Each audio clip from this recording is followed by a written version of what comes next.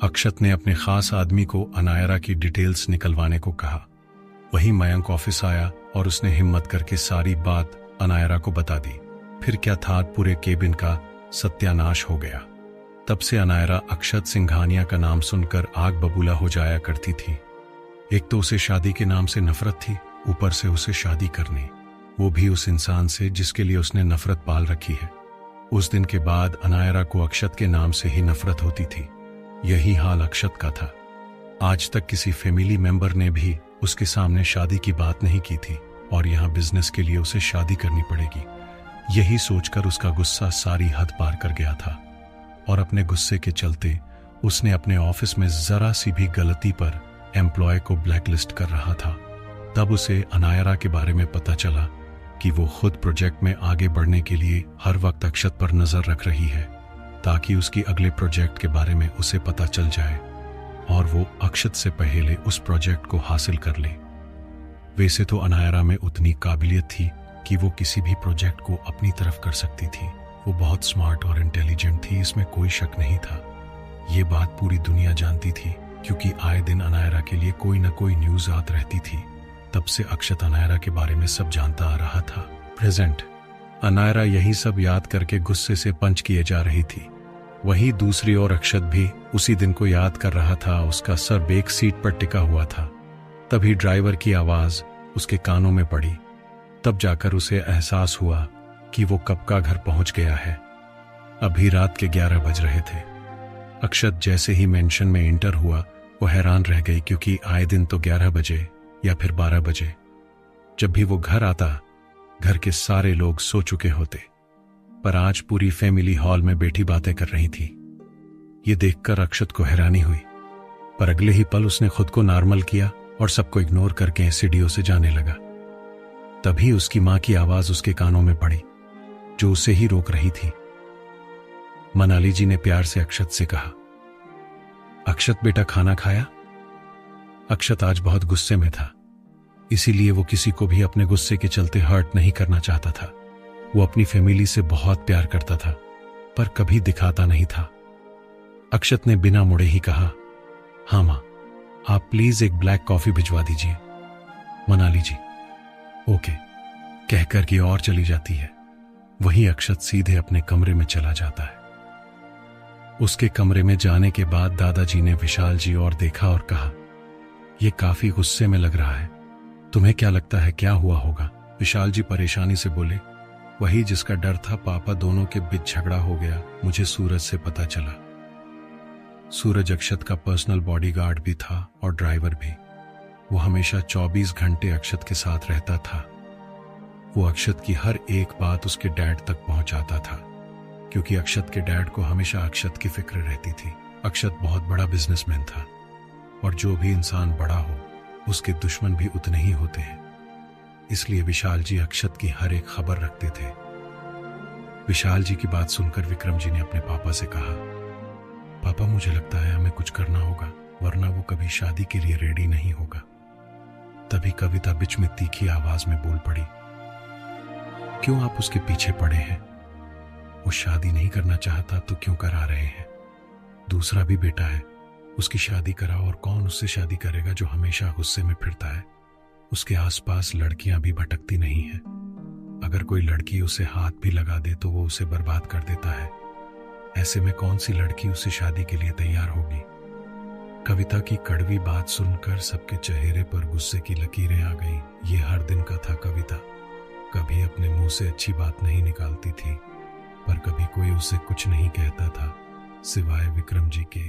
वो अपनी फैमिली से बहुत प्यार करते थे।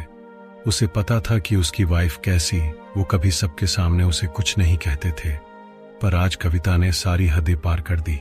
इसलिए विक्रम जी ने गुस्से से कहा, कवि चुप करो, अगर तुम्हारे मुंह से कभी कुछ अच्छा नहीं निकलता तो बोला भी मत करो, पर कभी मेरे बेटे अक्षत के बारे में कुछ भी कहा है तो मैं तुम्हें कभी माफ नहीं करूंगा। अक्षत इस घर का गुरूर है, गर्व है, समझ गई? विक्रम जी कमरे में चले गए। वही एक एक करके सब चले गए। कविता भी अपने कमरे में गुस्से से पैर पटक कर चली गई। वही मनाली जी कब से मैं डोर के पास ही देखे जा रही थी, क्योंकि आज उसका छोटा बेटा युवान आने वाला है। तभी मैन डोर पर एक लड़का आया जिसकी हाइट 6 फुट थी। ये था युवान। युवान का गेहुआ रंग और उस पर तीखी नाक जिस पर हमेशा गुस्सा रहता है, क्योंकि ये तीनों भाई एक जैसे हैं। ऋतिक और युवान को कम ही गुस्सा आता है, पर जब भी आता है तूफान लेकर आता है। तीनों भाई बहुत सीरियस रहते हैं। लड़कियां कभी तीनों को छू भी नहीं पाती। युवान वैसे तो अपनी फैमिली के साथ हंसी मजाक करता है, पर बाहर वालों को कभी वो भाव भी नहीं देता। वही ऋतिक उससे थोड़ा अलग था। वो हमेशा सीरियस रहता था, पर फैमिली के साथ हमेशा वो शांत रहता था। युवान बहुत ज्यादा हैंडसम था, बिल्कुल अपने भाई की तरह। युवान ने ब्लैक टी शर्ट और ब्लैक जीन्स पहनी थी और टी शर्ट के ऊपर व्हाइट जैकेट पहनी थी। उसके चेहरे पर सीरियसनेस थी, पर जब उसने अपने सामने मनाली जी को देखा तो उसके चेहरे पर एक स्माइल आ गई। युवान के मुंह से एकाएक निकल गया, बड़ी माँ। वही सर्वेंट युवान का सामान लेकर हॉल में आ जाते हैं। मनाली जी आरती की थाल लेकर डोर के पास जाती है। युवान मुस्कुराते हुए अपने बड़ी माँ को देख रहा था। वो सबसे ज्यादा प्यार अपनी बड़ी माँ से करता था। मनाली जी की आंख में खुशी के आंसू आ गए। आए भी क्यों नहीं, क्योंकि युवान 3 साल बाद इंडिया आया था। मनाली जी ने उसकी आरती की और उसकी नजर उतार दी। युवान जल्दी से अंदर आया और मनाली जी के गले लग गया। मनाली जी भी उसके गले लगकर रोने लगी। युवान, बड़ी माँ, ये क्या, मेरे आते ही आप रोने लगी, क्या आप खुश नहीं हैं? मनाली जी उससे अलग होकर उसकी बाह पर हल्का सा मारते हुए, पगले ये खुशी के आंसू हैं। तभी पीछे से आवाज आती है, बेटा मेरा है, फिर भी इसे अपने माँ का दर्जा दे रहा है। ये आवाज सुनकर युवान ने अपनी आंखें कसकर बंद कर ली। उसके चेहरे पर वापस सीरियसनेस आ गई। उसने अपने गुस्से को कंट्रोल किया और पीछे मुड़ा।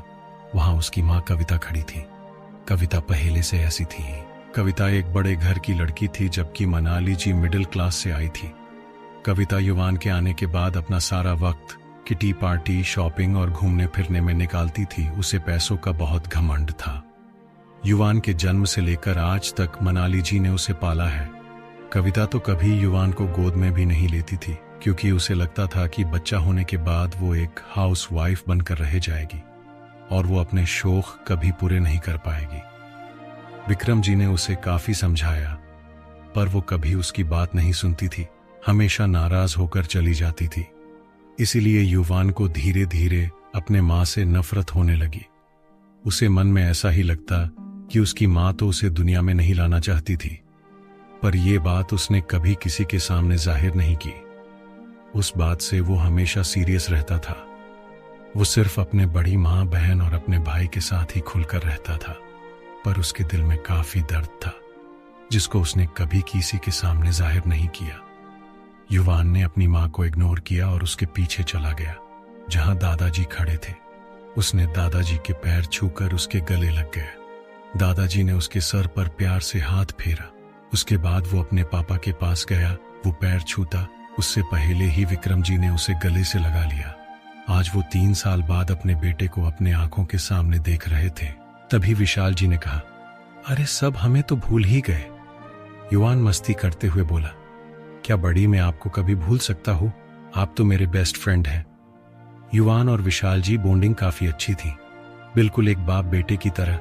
इस बात से विक्रम जी बहुत खुश रहते थे कि उसका बेटा अपने पापा जितना प्यार अपने बड़े पापा से करता है, क्योंकि विक्रम जी अपने दोनों भाई से बहुत प्यार करते थे। वो उसके लिए जान भी दे सकते थे। सबसे मिलने के बाद युवान की नजरें किसी को धुंध रही थी। मनाली जी उसकी नजर को भांपते हुए कहा, ऋतिक ऑफिस से नहीं आया, स्वरा आज ही अपनी मम्मी के यहाँ गई है, रूही सो रही है और अक्षत अपने कमरे में है। To be continue.